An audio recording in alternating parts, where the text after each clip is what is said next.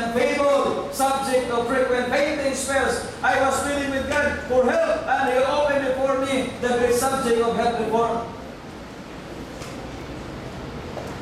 He instructed me that those who are keeping His commandments, we God's people, must be brought into secret relation to Himself, and that by temperance in eating and drinking, they must keep mind and body in the most favorable condition for service.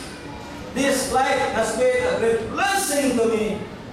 I took my stand as a health reformer, knowing that the Lord will strengthen me. I have better health today, notwithstanding my age, than I had in my younger days. Wow, amazing. This message is for our own good. God wants us to be healthy people waiting for His coming. Are you worried of heart disease, cancer, stroke, diabetes, so common in our society? There is no need to. God is our government. He gave us this life to help reform our church. What we need to do is to accept and help ourselves.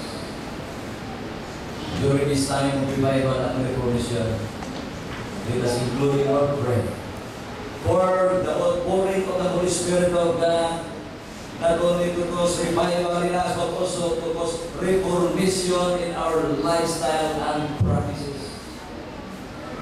This is God's design for us as we wait for the coming. Thank you very much, President, for this opportunity.